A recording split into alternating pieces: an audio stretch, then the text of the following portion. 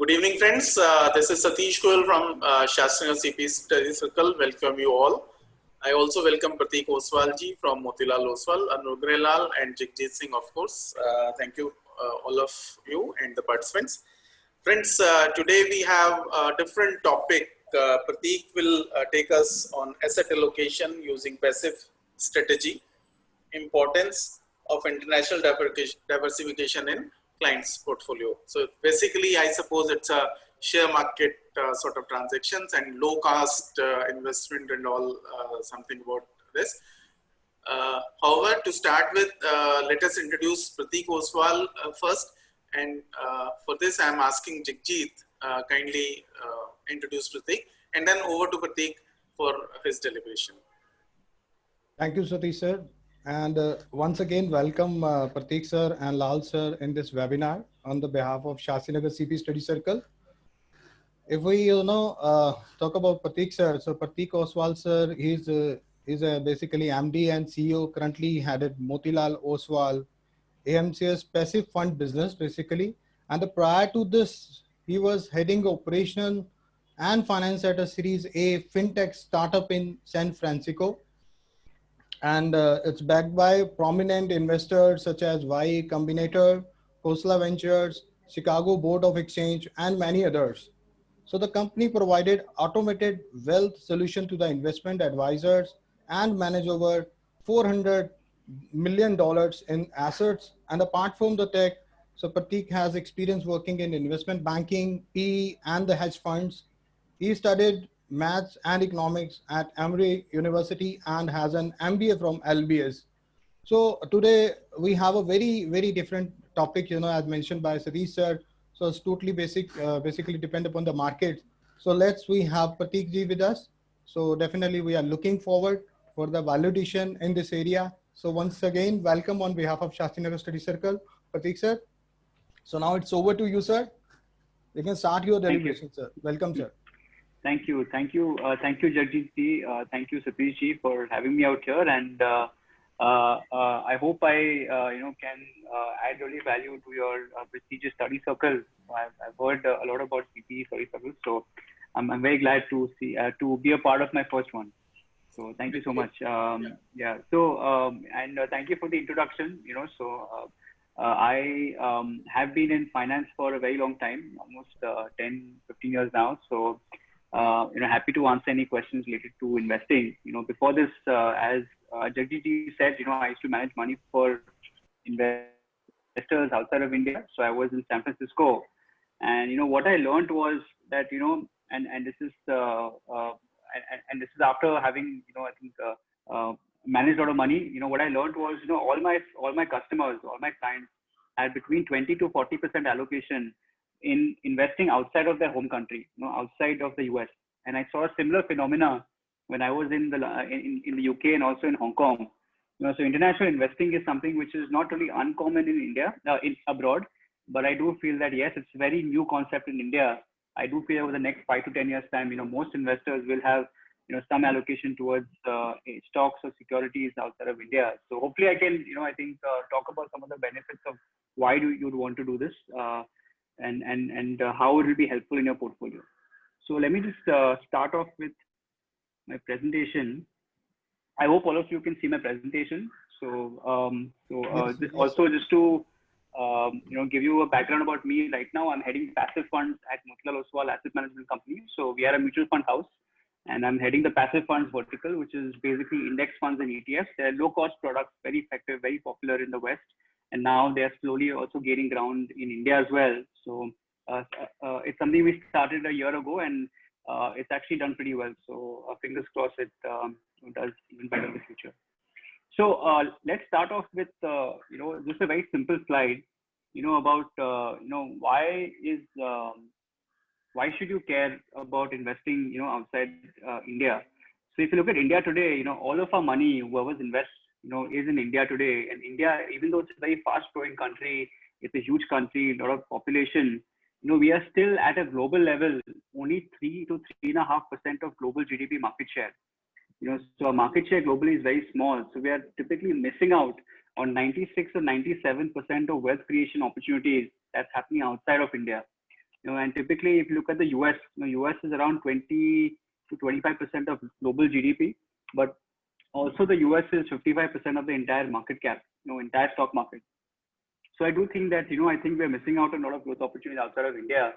And the US is a very easy combination because you're looking at the world's largest country and you already have the world's fastest country, which is India, which you're already investing into.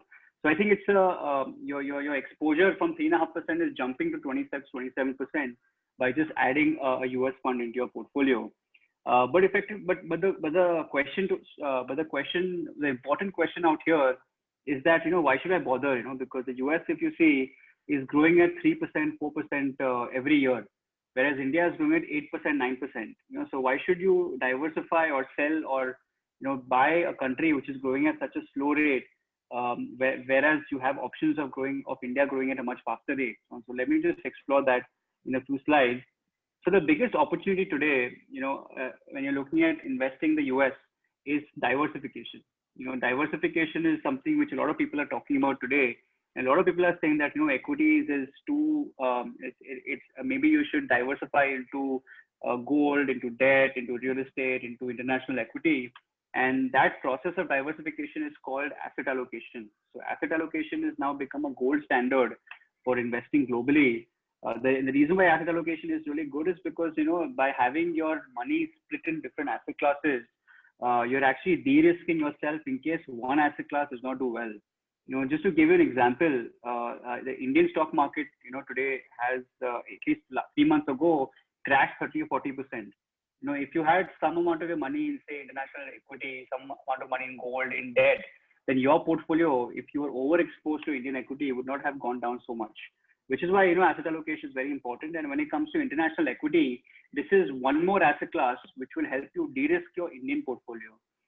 So today, all of us are looking at mutual funds for investing. But what people don't understand is that mutual funds are very highly correlated. They move in very similar directions. So whether you have a large cap fund or a mid cap fund or a small cap fund, everything is moving the same direction. So you don't really get in that much diversification. Whereas if you look at, say, international equity, then the diversification is higher because the correlation is a lot lower. So the correlation of, say, an S&P 500, which is like a Nifty in the US, is, I would say, 15 to 20%, whereas the correlation of, say, all Indian mutual funds is around 90%. What that means is that, by adding an S&P 500 in your portfolio, you're making your overall portfolio less volatile and you're getting some downside protection, because these assets move in different directions. So I think it's a very important point, I think, for this thing. So, happy to answer questions as well, so if anyone has any questions, please feel free to, stop me and ask me right there. I want this to be as engaging as possible. Actually, we have requested to the participant earlier also, okay, they will mention the questions in the Q&A and we will take it later. But if the question is important during this, your deliberation, so they can ask.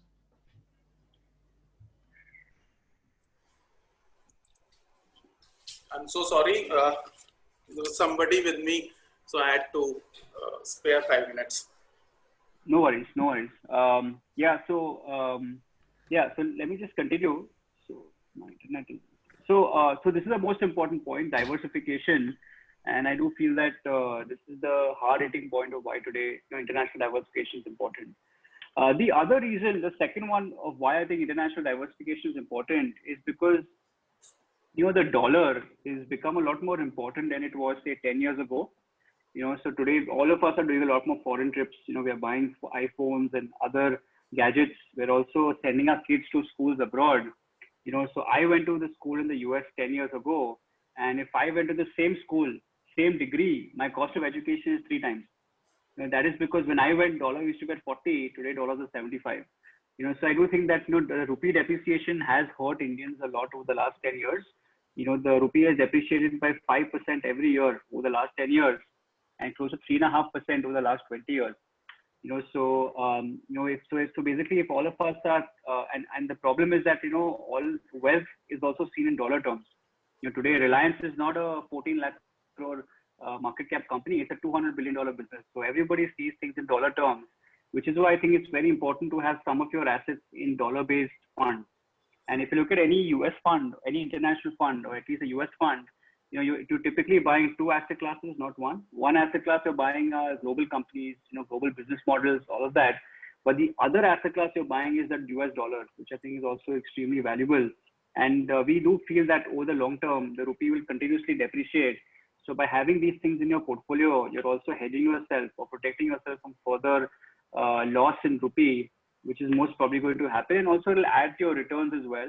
So for example, over the last, say, 15 years, the S&P 500 grew around only 3.5, 4 times. But if you add the rupee depreciation, it's gone up around 6.5 times. So that is that difference is only because I think the USD has appreciated. So what it does is, by having international funds, you are also getting returns because of rupee depreciation. Lastly, the quality of businesses that you're getting in international funds is quite good. So these are all, as you know, are household brands now in India. All of us, in fact, know these companies, and all of these companies have business models in India, well, maybe except Baidu.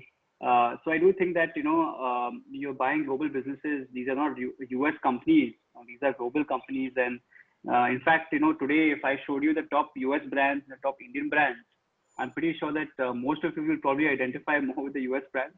So I do think that, today, this call is happening on Zoom. And all of us have, dealt and paid and sort of, interacted with these companies a lot. So I think, with the changing consumption patterns, I think it's important for our portfolios to also evolve in the same way. All of us are consumers of these brands. We should also be owners of these brands as well through stocks. So I think it's very important. Lastly, and this is a very also important point, and this is something which is underrated, is dividend yield. So unlike India, where dividends are not very, very high, if you look at more mature markets such as the US and Europe, dividend yields are extremely high. So for example, for the S&P 500, dividend yields are close to 2%. So which I think does not come across as a big number. But if you look at it from a long-term perspective, say the S&P 500 without dividends over the last 30 years has done around maybe 13, 14 times, so 14x. But if you add dividends, it's done close to 27 times. So that is almost almost 15 times more. That is the magic of dividend compounding. So I do feel that over the long term, dividends do meaningfully add up, and that's also one of the reasons to why you should look at diversifying your equity portfolio. Also, I think it's a small point, but also the competitive landscape in India has changed. Back in the day, Maruti's competition was Tata Motors, and today Maruti's competition is Kia, it's Hyundai. So, I do feel that, our competitive landscape has changed a lot. Amazon is now going against Reliance, and there's a lot of international competition. So I think even keeping that into context, it's important to diversify. So that's pretty much, why I think, investors should go and look at funds and investments outside of India. So just to recap you some of the reasons, one is obviously diversification. Diversification is extremely important. It lowers your portfolio volatility. It gives you some downside protection in case India is not doing well.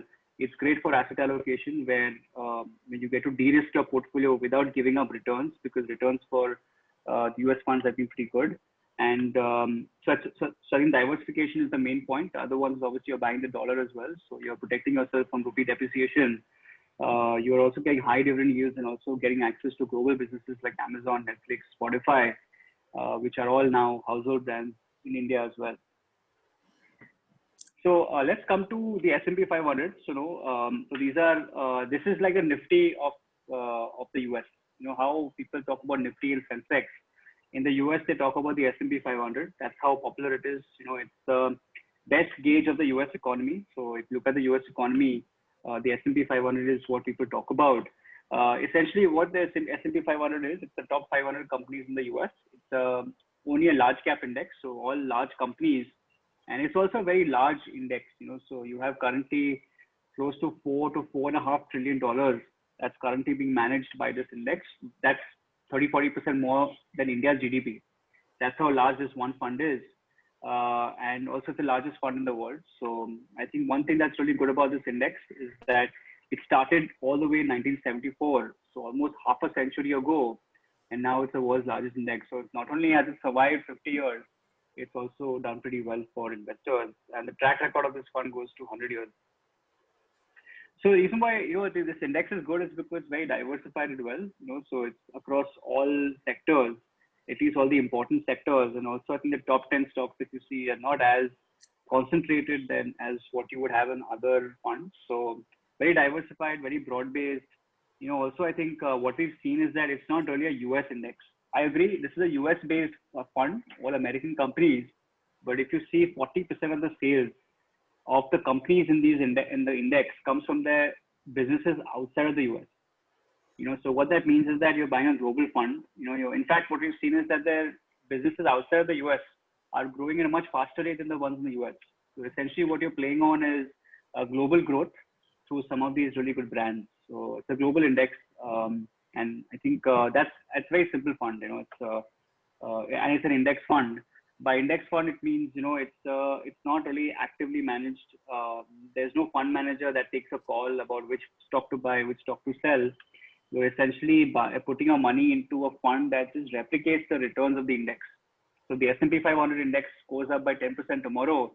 Your fund will also go up by 10% tomorrow. Very simple, low cost fund.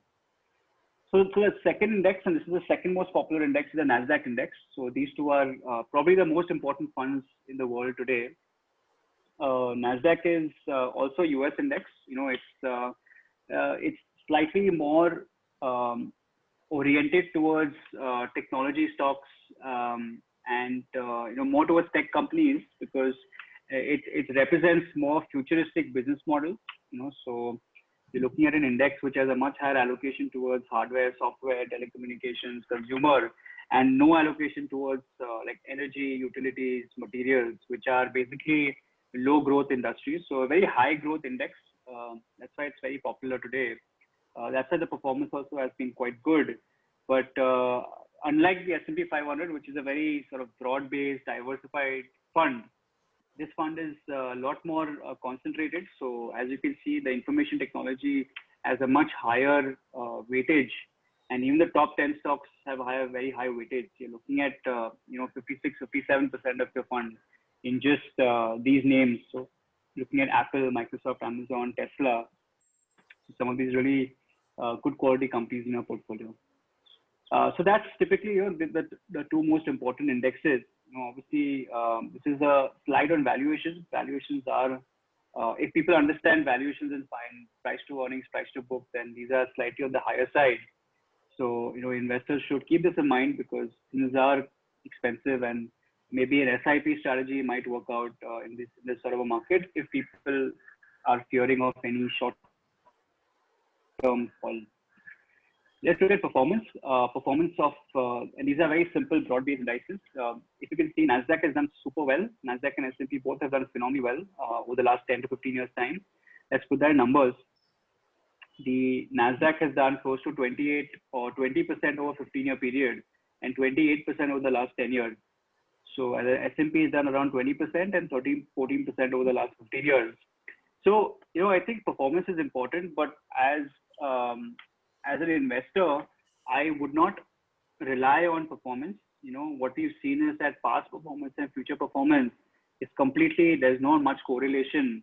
And I think investors who are expecting the same level of performance in the future will most probably be disappointed because, it's very hard to keep up the 25, 28% returns. So in fact, what I would ask investors is to keep expectations down. So if you're looking to invest in these funds, expect the same level of returns as what you would make on an Indian fund. But the real reason to why you should buy these funds are diversification, low correlation, high dividend yields, buying the dollar. I think those are much better reasons to just, rather than just looking at performance, which is really good, but there's a high chance that it might not, work out in the future or might be lesser. So let's do a simple comparison about these two funds, most important funds, and then maybe I can open it up for questions. So you're looking at S&P 500 and NASDAQ. S&P 500 is very, very simple, broad-based, covers 83% of the entire US market cap. It has all 11 sectors and it's pretty well diversified. Whereas the NASDAQ is more technology heavy. Its number of companies is small, and also I think it only has 7 or 8 sectors. So it is slightly more tilted towards technology. whereas S&P is more diversified. So these are the two funds that I would say the most important funds. The reason why I think people should consider passive funds for international investing is because how simple they are. So what we've learned is, at least over the last 4 or 5 decades, is that the simpler the product, the more effective it is, especially in investing. Selling a complicated fund is much easier, but essentially the best returns come from simple funds. So these are very simple funds. They are low cost. So they you can pay up to 1% gross. Like there's a direct plan as well where you can pay only 0.5%, so 0.5%. And what we've seen by data is that these funds tend to outperform 90% of all other funds out there in the market. So you're getting funds which are low cost, which deliver outperformance over 90% of the funds, and very simple. So you don't have to go out there and choose between 10,000 funds. Just stick with simple funds, and you should be done with your diversification. So that's pretty much my presentation for today. I think I wanted to cover very simple points about why people should diversify their investments internationally. It's something which I do feel that over the long term, most investors will have some allocation towards international stocks. How it will help you decreasing your portfolio volatility. You will have uncorrelated assets in your portfolio, which I think is extremely important. So in case something doesn't work out, you always have your money in like 4 or 5 different buckets. You're getting access to some global brands, some of the best companies that we see on a daily basis. You're getting high dividend yields, and you're also buying the dollar, which we all know today is a lot more valuable than it was 10 to 15 years ago. So with that, I would like to maybe open it up for questions. Thank you so much.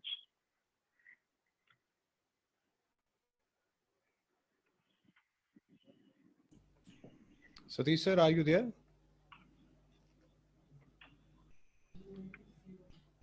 Hanji. Okay, sir.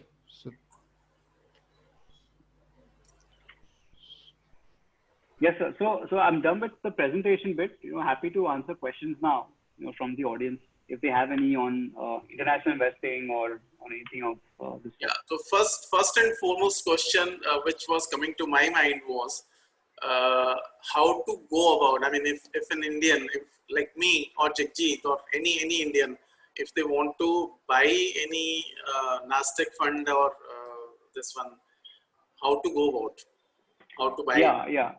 Yeah. So let me cover the funds that we have. Let me just see if I can take that slide out. So there are 2 of investors who can buy these funds. One is through something called LRS, which is Liberalized Remittance Scheme, where every individual can remit around 250,000 to a US bank account and invest from there. That is one option. The only issue with that problem is that solution is that it's very expensive today. So you pay up to 2 to 4% every time you put money outside.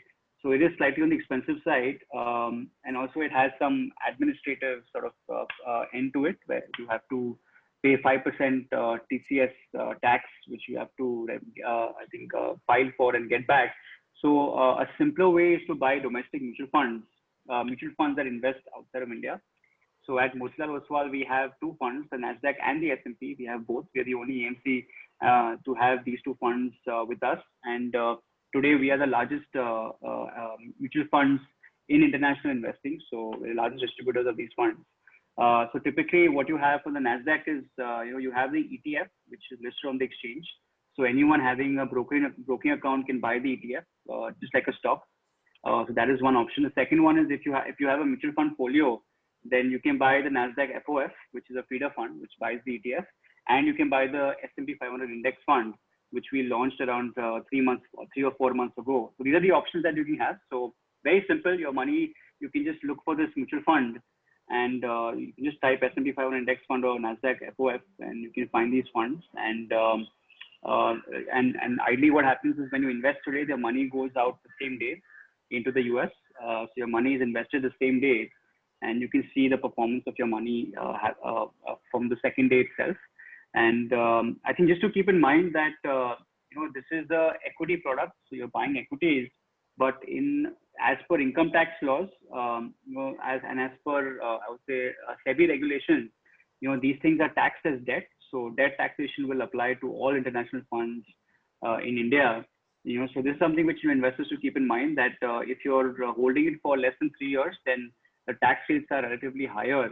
But if you hold for 3 years and above, then you can claim indexation, where your tax rates come down dramatically to close to equity taxation levels. So this is something which investors should keep in mind, that ideally when you look at these funds, looking from a long-term perspective, and then look at it from a at least 3 year to 3 to 5 year perspective, if you want to be tax efficient.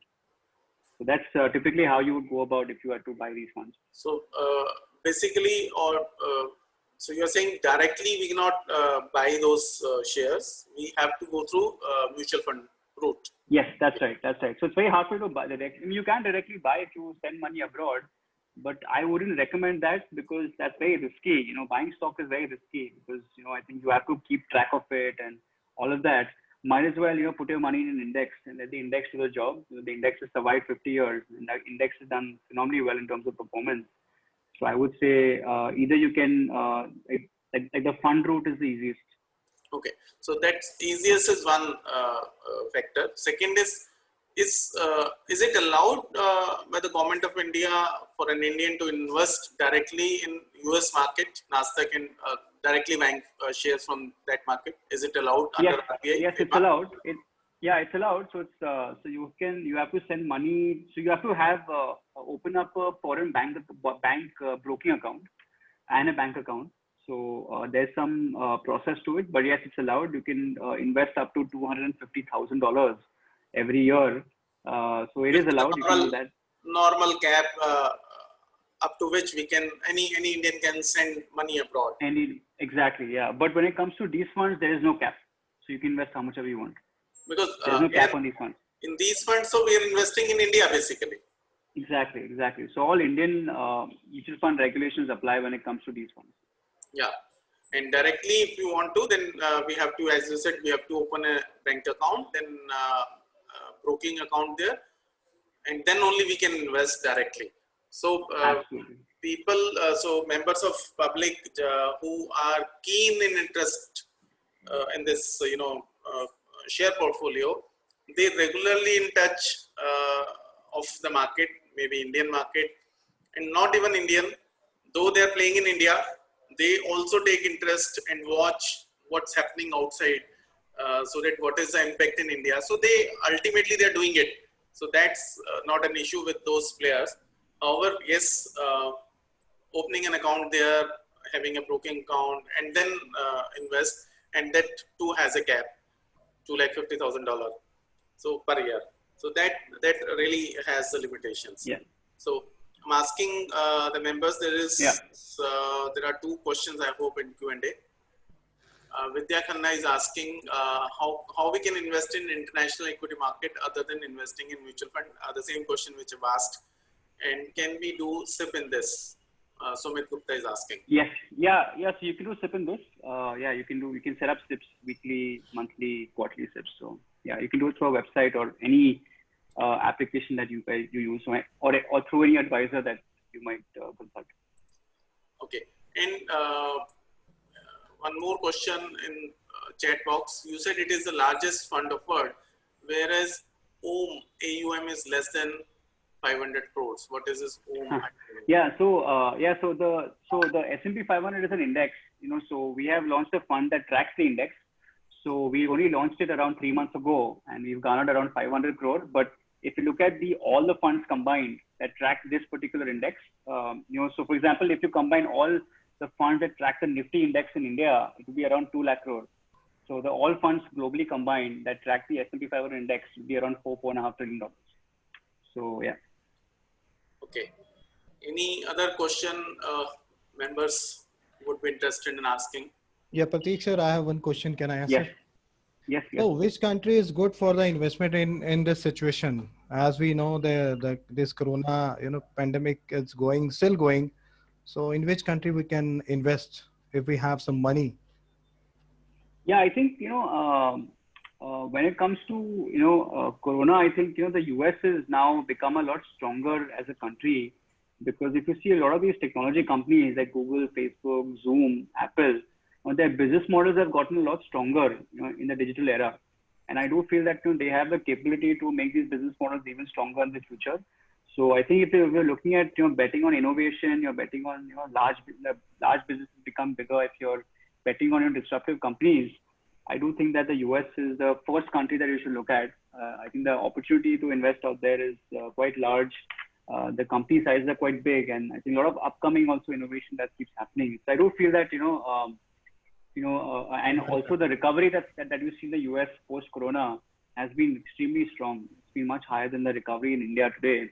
So I do feel that over a long-term perspective, I think for you to diversify your Indian exposure, I think US is the first country that you should see. And obviously, once you get comfortable with investing overseas, then you can look at other markets as well. But I would say, I think US makes sense at this point of time. Okay. Any particular product, if you can suggest, like in America, if you are looking for an investment in America, any particular product like in the like the mutual fund or something like the shares or something else?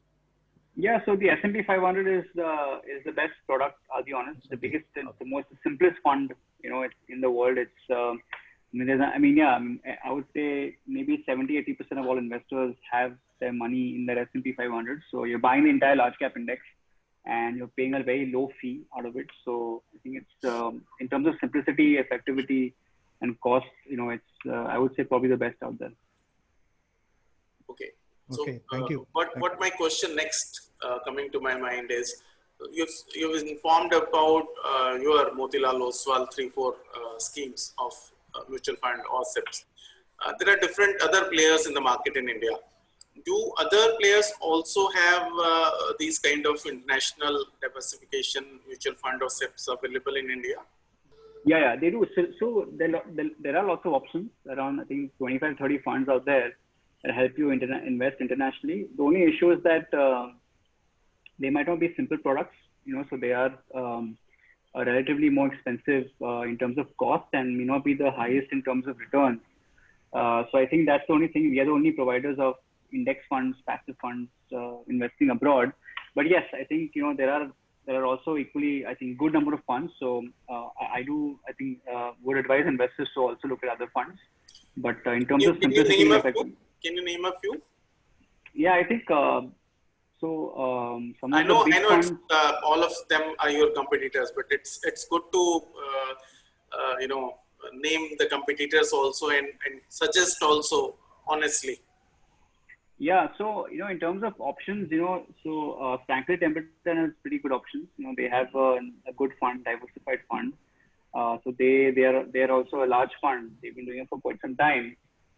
So that might be a good option. You also have, I think ICICI has also a blue chip equity fund, which is quite large and it's relatively done well. You have, I think, you have Edelweiss. So if people are looking to bet on certain sectors, I wouldn't recommend sector investing because investing in sectors requires market timing.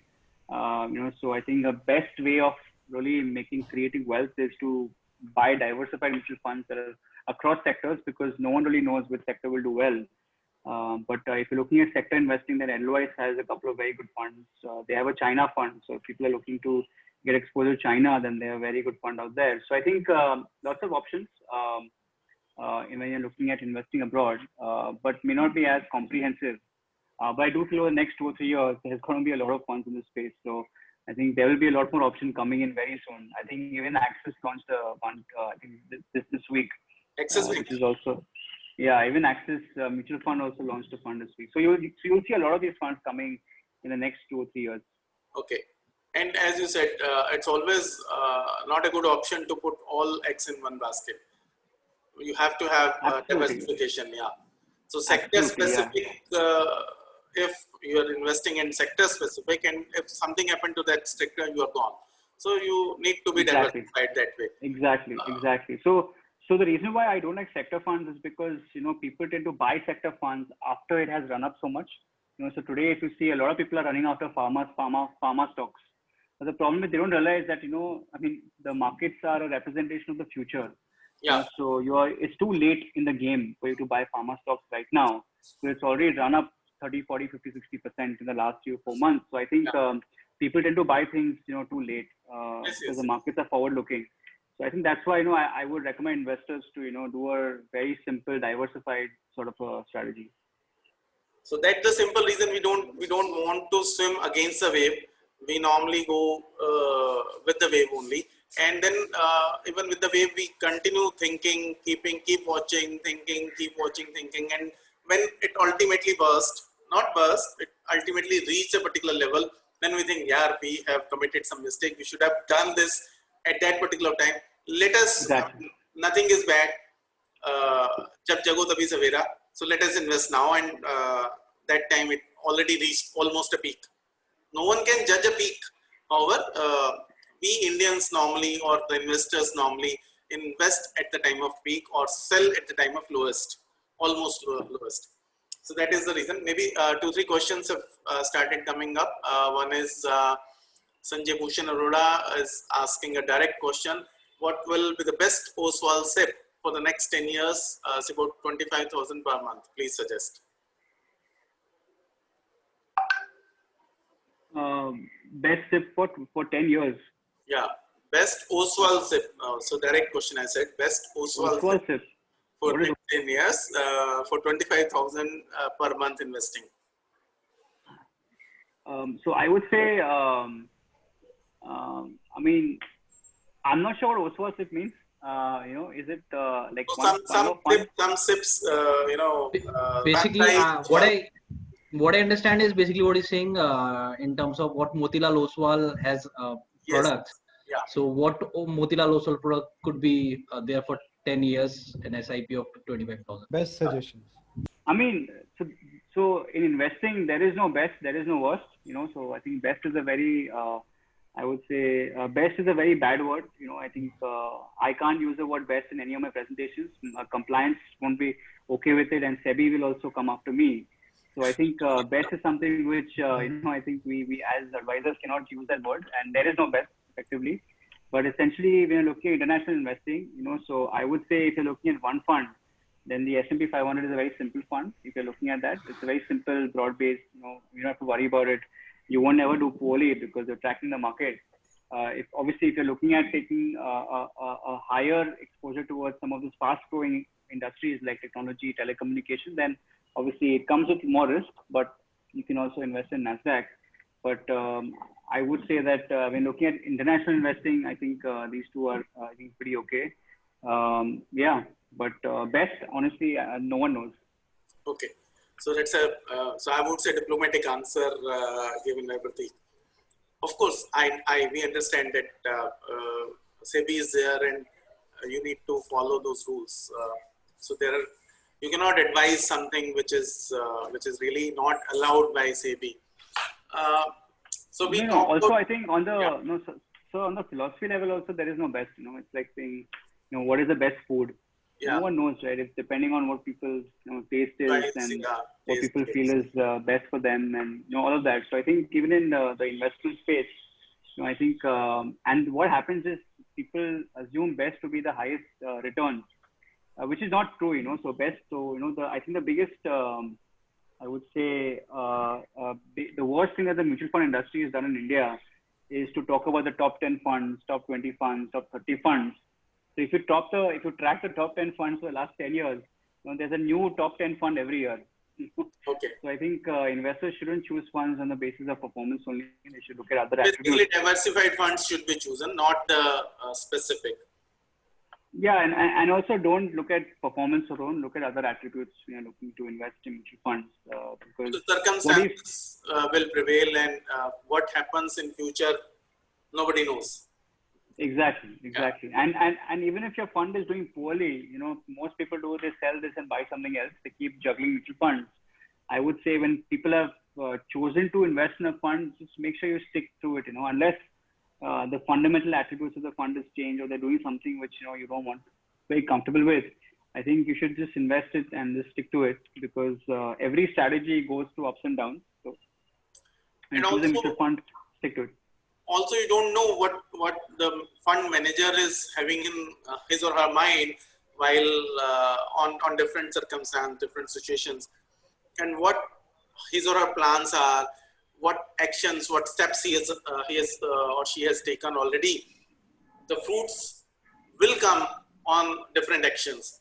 And what people say is, look, at this moment it's being managed very poorly, results are very bad, let's come out of it. We don't go to the action, rather we don't have that information available, or even if the information is available, we don't want to use that information, go to that information and just shift from that particular fund. So maybe that is one of the reasons. So we've spoken about, talked about 25,000 per month. So any amount per month investing for 10 years. What about lump sum investment? If we invest today X amount and then forget, and then what would be the best, not best, the particular fund which would be giving not best, but the best results? So I'll tell you where I've invested all my money. It's in just one fund. So it's called the Focus. It's called, I would say, the Multi-Cap 35 that we have been running for last 7-8 years. So it's not the best, but it's where I've put in my money, and I think that's where I would say, if you're looking at a domestic fund, it's a good fund to buy. However, I have to say that when you look at equity investing, the secret sauce doesn't. It's not about which fund you buy, which fund you sell. That is, I would say, irrelevant. What the secret sauce is time. So the compounding is. I am a seller of compound interest. I'm not a seller of mutual funds. I don't care which mutual funds you guys buy, but what really matters is you stick to investing for 10, 15, 20, 25 years.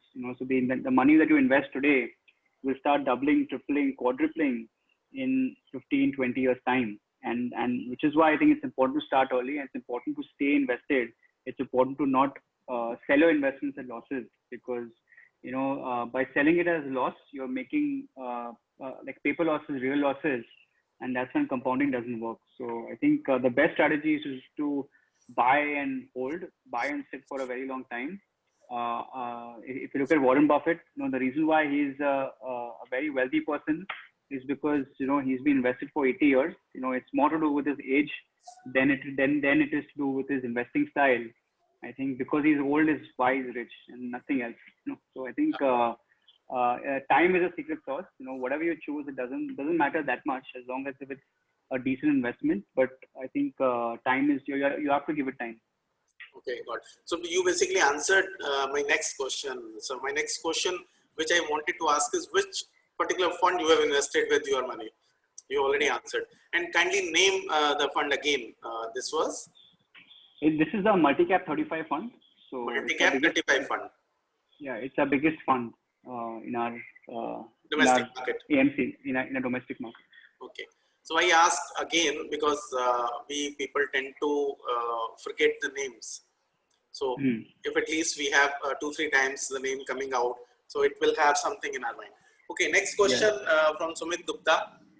What do you suggest, S&P or NASDAQ, as these two have some same portfolio, around 90% in NASDAQ? I would say they're very different portfolios. The S&P is more broad-based, diversified, not as IT-based. Yeah, it's not as IT-based, whereas NASDAQ is more IT and telecommunications. I would say, do 50-50, unless you're very risk-averse. If you can't take that much volatility, then the S&P is simpler. But if you want to take a higher bet or a higher exposure, not bet, exposure on some of these fast-growing industries, then obviously NASDAQ is better. But I would say 50-50 is pretty much, I think, enough if you're looking at both these funds. Okay. Return on investment in your last fund till today. Sudhir is asking. I can show it to you. So we have two funds, the S&P and the NASDAQ. The S&P is very young. It's only been 4 months, and we delivered around 15% on the S&P in the last 4 months. But it's an index, so that just doesn't, returns don't matter. But if you look at NASDAQ, we've been running it for now almost 10 years, and the NASDAQ has done close to 26 to 27% CAGR. So around 26 to 27% is what we've delivered over the last 10 years. You use the word CAGR. Yes, CAGR. Yeah. What?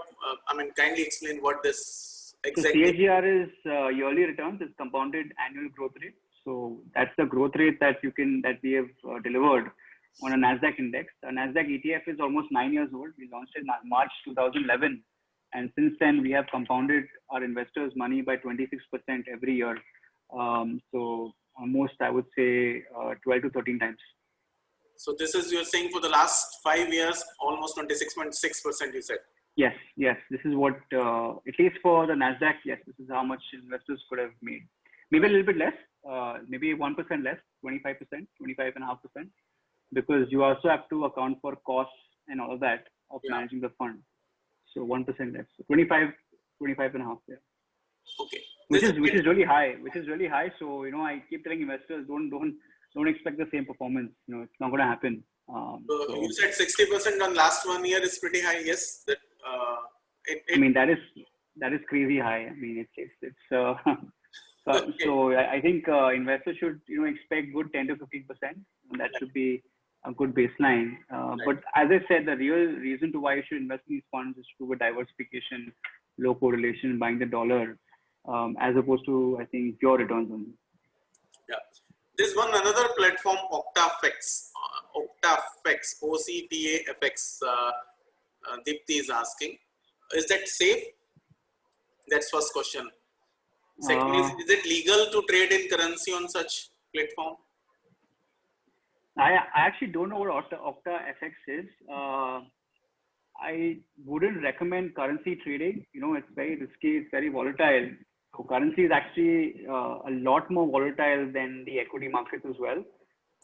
So I wouldn't recommend it unless you're buying currency and holding it for 10, 15 years.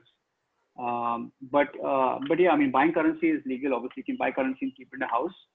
Obviously, you'll have to, if you buy too much currency, then you'll have to go and disclose it to the income tax, obviously. But apart from that, I wouldn't recommend trading the currency. I would just, I would buy a foreign currency denominated asset, like a mutual fund or something else, where you can get benefits of both the currency as well as the underlying asset. Okay. And during this pandemic, China has come out, very, so I don't want to say what I wanted to say. Okay, let me put it differently. So China has come up with so much of name, bad name, good name, whatever. What do you feel, what shall be the future of China as in this stock market or other normal market? Because China is the one country which is exporting almost everything. And in India also, we are importing so much. Despite having put the ban by the government, so on, so many things, everything is available and is being imported. So what is the future in China and the Chinese currency as well? Yeah, so I think currency, I do think that China tries really hard to keep the dollar and the Chinese currency pretty much at the same level, because most of their exports go to US, so they don't want their currency to appreciate. So they keep buying US treasuries. But effectively, I think I do think that I'm optimistic on China's prospects going forward. The technology is pretty strong. They are I would say on their way towards being even a bigger economy than the US, which will probably happen maybe not anytime soon, but will happen in the future. So I think size-wise, obviously, I do expect China to become a very important economy, as important as the US. Maybe not globally as important as the US, because the acceptability of Chinese brands today is not as high as the acceptability of a US brand. You buying an Android or an Apple is very different than you buying say Xiaomi or something else. So I think the brand equity is acceptability of American brands is much higher. But obviously going forward, I think they are pretty much on par on technology and innovation side. So yes, I mean I think they'll probably become more and more prominent over time. I also feel that the way India is also developing its technology talent and also its startup ecosystem. And now as more and more Indian companies are going abroad, there's an equal opportunity of India also to relatively take advantage of this global expansion. So yeah, I do think that China will probably do well in the future. You also said something about currency as I asked, but my direct question is like US currency, US dollar is appreciating a lot, whereas Chinese currency is stagnant, almost around 10 rupees, 10.50, 10.70 paisa, or sometimes maybe 9 rupees something paisa. What is the future of this?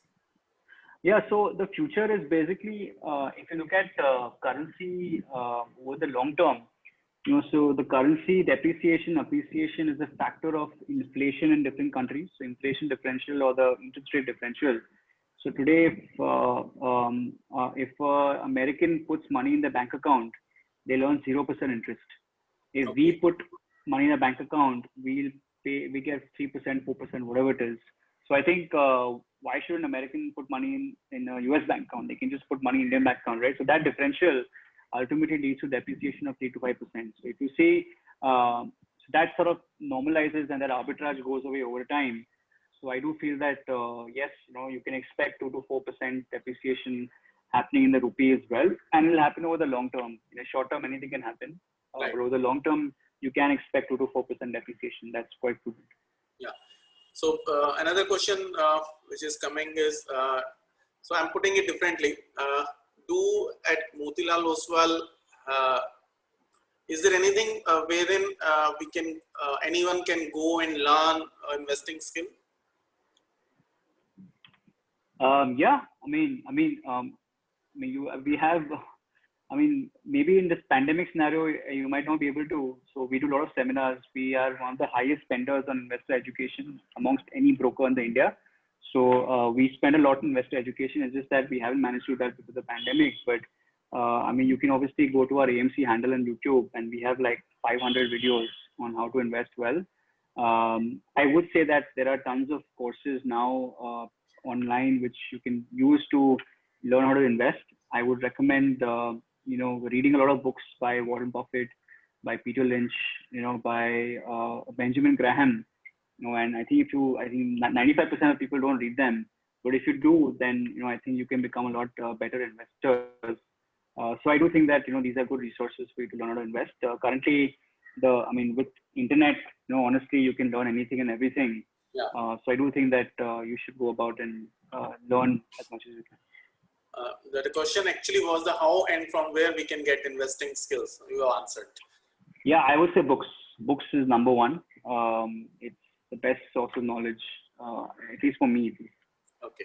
What is the expense ratio in NASDAQ index fund? Prem Shankar's question. Yeah, so NASDAQ, the FOF is around 0.6%. So 0.6%, and the ETF, if you have to buy on the if you buy the ETF, which is on the exchange, then it's 0.5%. So not much of a difference, but yeah, around 50 to 60 basis points. And what is the same over in the domestic market expense ratio?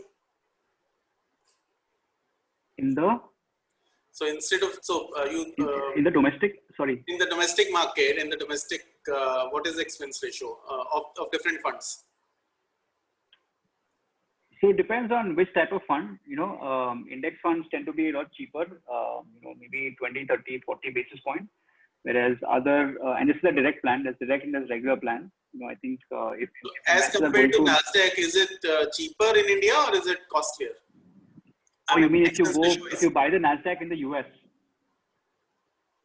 So if you go and buy the NASDAQ fund in the US, then it's much cheaper than buying it through us or through someone else. Because obviously they have a lot more efficiencies because they're much larger fund, they're hundreds of billions of dollars. So because of that, they managed to cram the expense ratio. So yeah, it's much cheaper, but you'll have to figure out your currency transaction fees. You can get it cheaper, but if you're paying 5% in currency transaction and bank charges, then it's not really that effective. So I think just watch out on how much you pay on sending money abroad. If you minimize that, then obviously it's a lot cheaper to buy from the US. As US Fed is pumping huge fund in market, in long term, will it impact Indian market? This is the So it already has impacted Indian markets. Indian markets have come up a lot since the March lows. So we've rallied 30-40% since March and April. So it has already, a lot of the money has already come to India, and it has led to a lot of huge rise in the liquidity and the stock prices in India. Over the long term, obviously, it doesn't really matter. Long term, I think stock prices are slaves of company earnings. So if India as an economy, or at least the top 100, 200, 300 companies in India do well, then their stock prices will go up. But in the short run, yes, as you said, it has impact on stock prices here, which is why a lot of them have run up. Okay. And when will Motilal start discount brokerage platform like Zerodha? Yeah, so no anytime soon, Yeah, so we believe in service, and not really platform, So I think most customers don't realize, but we offer human advice. We offer, I think consulting. We offer personalized advice, and personal advice is very expensive. So I do feel that if you're just doing it for the transaction, then you should go to a brokerage. But if you want advice, if you want to tell you which fund to buy, which fund to sell, which stock to buy, then obviously that is a full service model, which exists in the US. There are lots of brokers out there which are doing full service, which is what also we want to focus. So they don't, they only provide consultancy. They only provide the advice. They don't provide that platform to buy.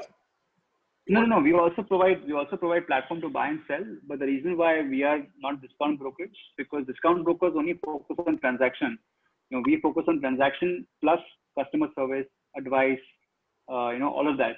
So which is why obviously we won't really see, most probably we won't have a broking model. I do feel that an average Indian does not needs to be handheld when it comes to investing. So which is why we have a higher brokerage amount, because we have advisors, we have callers out there who are giving personalized advice to all our customers. And as you said, it should be always a long-term perspective for an investor to ultimately gain out of stock market. Absolutely. I have yet to meet anyone who's made money quick. So I think people enter the market, feeling that they can make a lot of money quickly, but inevitably you will end up losing all your money. Not all your money, but you'll end up losing a lot of money. So I don't recommend. I think the only way to making really wealth or creating wealth in the stock market is by getting rich slow. And hopefully, and that happens by long-term investing. So buying a good business or a good fund and then holding on for 5, 10, 15, 20 years, that is the only proven way of making money. And exceptions are always there. I've seen Reliance Industries getting so much of investment from outside companies, and huge investments Reliance got. And this way, in the short span of 3-4 months, the Reliance share is ultimately from 1,000 rupee to 2,000 something, 2,200 something. So that may be there short term, 3-4 months, it doubles actually. Yeah, but double is such a small thing, right? Doubling is like, if you invest today, your money in 15 years will double, triple every year. Like every single year, regardless of which stock you have, will double. And honestly, no one would have predicted what happened to Reliance. So anyone who bought Reliance at 1,000 will probably, if they have a trading mindset, they'll probably sell it 1,500, or they will sell it 2,000. Yeah. Or, I think because of trading mindset, no one really holds investments for too long. So they end up making a 20% and then they get out. So I think, which is why long-term investing makes sense, because you can hold on for assets for much longer. So, and also I think most people tend to buy after the run-up. Today people are buying Reliance. No one thought about buying Reliance, say 3 or 6 months ago. So I think, I think it's a very, it's a false thing in your head that people say that, you could have made so much money, but no one could have predicted it, which is why you haven't heard of any investors who have made a lot of money in Reliance, because no one would have predicted it. Yeah. So as you already said, long-term investment is the best strategy. Would you also suggest, though it's a paid service, I know, would you also suggest which are the domestic stocks at least, which few top 10, top 5 stocks, which one can buy and hold for a longer period as of now?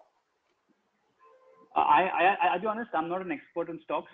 I don't do stocks at all. So okay. I wouldn't be able to tell you which stock to buy and sell. Yeah.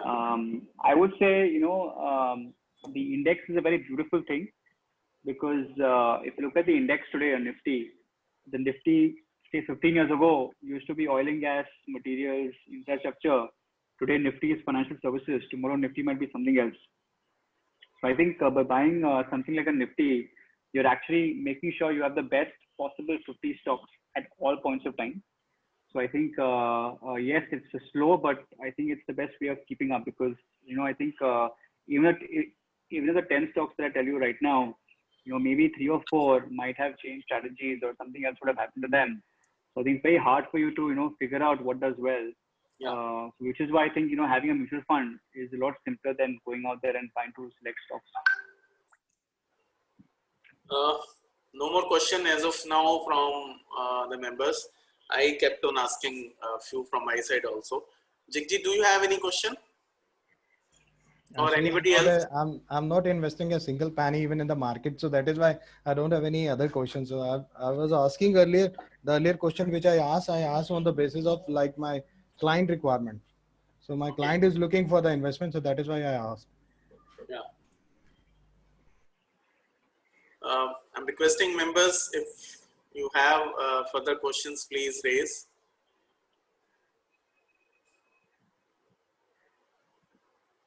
Pratik, you want to say from your own, or Anugrah, if you want to add something. I can talk about hours about any topic, but I think I've covered the basis, all the fundamentals about investing outside of India. So if there are any questions based on how, it's very simple. It's not very complicated. The idea is to, and what I would suggest is to do it slowly. Don't do it everything at once. So do it over say 12 to 18 months time. Maybe and I think I also suggest everyone to have a minimum 10 to 15% allocation. Why? Because if you have a 3 or 4% allocation, it doesn't really matter. It's just some other fund in your portfolio. Whereas if you want that diversification to percolate your entire portfolio, then it has to be a meaningful investment. Which is why I think it's important to have a it's important to have a like maybe 15-20% for you to really take advantage of it. Sure. So thank you, Pratik. It was very nice having you on board with us. And though we are not in big number, we are almost 100 plus, 105 members available.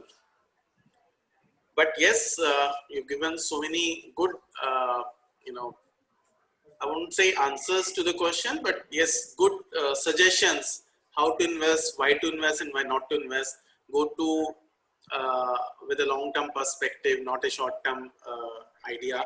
And also that very bluntly, you said that no one you have seen in your life, at least, gaining from stock market in short term, which is a myth in the stock market, that we can overnight or over 15 days, a fortnight or a month, we can.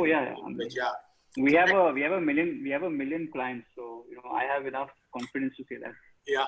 So we should also not think of agar aisa hota, so everybody would have started investing in shares. और मेरे को ऐसा लगता है that everyone in his or her life must have invested once at least in the share market with a certain idea in his or her mind, and came out of it having faces the losses. So and then they don't come again because they've already burnt their fingers, so they don't come again. But yes, so Pratik has already suggested that everyone can invest, provided you have a long-term perspective. Thank you, Pratik, for this wonderful session with us, and I understand and I hope all our participants also must have gained out of your suggestions and deliberations. It was really a wonderful session. For giving vote of thanks, I'm asking Jagjeet to kindly do that. Thank you, sir. Thank you, Satish ji. I want to add one thing, before concluding this session. So now, each and every second of our life is not certain. uncertainty always available. What we have planned in the last year, what we have planned in the 2 years back. So now we all were expecting profit in the year 2020, but due to this COVID pandemic, so now everybody is totally disturbed, and that is which we didn't plan, and we are not expecting yes, the market will get down every day, so we will get a reduce, we will get a reduction in the price, the loss every time. So it's everything is unexpected. So if we are planning for the 10 years, 20 years, 25 years, 30 years, so again, it's a unexpected result which we'll get in the coming years. So thank you, Pratik sir. So again, as mentioned by Satish sir, so the session was very good, totally different. So now I'm not the right person for this particular area for the investment, but being a chartered accountant, so sometime I'm giving suggestion to the client. So that is why I'm hearing you, and the information which you have given, so totally is it is up to the mark. So definitely when I will give the suggestion to my clients, so I will add your with the points which you have already mentioned in the webinar, sir. So thank you for coming. Thank you, Lalji, and thank you, Satish sir. So thank you for giving your precious time, sir, Oswal sir, in this webinar. And to add is, Thank it's you. only in our mindset of every individual to look at a particular situation. Yes. Even I've seen people who have during pandemic also have earned a lot, and I've seen people who have cursed the pandemic. Yes. So it's only your mindset. Something has to happen. You cannot stop. It's not in your hand. अगर आप अपने किसी भी समय को, difficult time को at least हंस के जी लोगे, एक्सेप्ट करके जी लोगे, तो आप जी लोगे, अच्छे से टाइम पास कर लोगे. अदरवाइज रोते हुए जियोगे तो आपको टाइम पास करना ही मुश्किल हो जाएगा. So How with to these take the words, call. I once again thank all the members, all the participants present, Pratik, Jagjit, and Anurag. Thank you very much for joining. Thank you. Thank Thank you, you, sir. Satish ji. Thank you, Jagjit ji, Yes. for this opportunity. Yeah, thank you, Thank Satish. Pratik. Thank you, Jagdish ji, for having me, and hopefully we can meet in person in the future. Sure. Thank you so much. Always Thank a you. welcome, Thank you. sir. Thank you, Always everyone. welcome. Thanks.